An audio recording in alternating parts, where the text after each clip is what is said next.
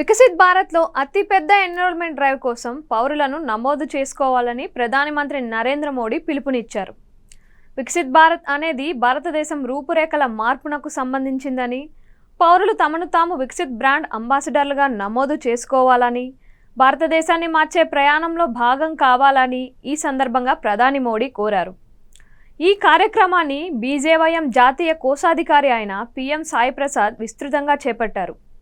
వికసిత్ భారత్లో 23,000 మందిని వికసిత్ బ్రాండ్ అంబాసిడర్లుగా నమోదు చేసి 3,92,462 పాయింట్లతో దక్షిణ భారతదేశంలోనే సాయి ప్రసాద్ అగ్రస్థానంలో నిలిచారు.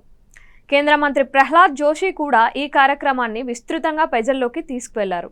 వికసిత భారత్ బ్రాండ్ అంబాసిడర్లుగా 15,993 మందిని ప్రహ్లాద్ జోషి నమోదు చేసి 3,01,176 పాయింట్లతో తర్వాతి స్థానంలో నిలిచారు. ఈ కార్యక్రమంలో భాగంగా పీఎం సాయి ప్రసాద్ సైనికులను, క్రీడాకారులను, ఉద్యోగులను, సీనియర్ సిటిజన్లు సహా అన్ని వర్గాల ప్రజలతో మమేకమయ్యారు. తన బృందంతో పాటుగా మార్నింగ్ వాకర్స్, వీక్లీ మార్కెట్లు, పార్కులు, రెసిడెన్షియల్ వెల్ఫేర్ అసోసియేషన్లు, యూత్ క్లబ్లలో ప్రజలను కలిసి వికసిత్ భారత్ గురించి అవగాహన కార్యక్రమాలు చేపట్టారు. ఈ సందర్భంగా ప్రధానమంత్రి మోడీ మాట్లాడుతూ వివిధ పథకాలు మరియు భారతదేశాన్ని గ్లోబల్ లీడర్గా మార్చడంలో దాని ప్రభావం గురించి ప్రజలకు తెలియజేశారు.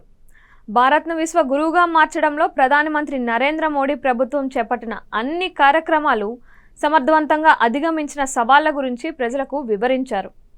ఈ సందర్భంగా సాయి ప్రసాద్ మాట్లాడుతూ అన్ని వర్గాల ప్రజలు ప్రధానమంత్రి నరేంద్ర మోడీని మూడోసారి ప్రధానిగా ఎన్నుకోవడానికి ప్రజలు సిద్ధంగా ఉన్నారు అని ఆయన అన్నారు.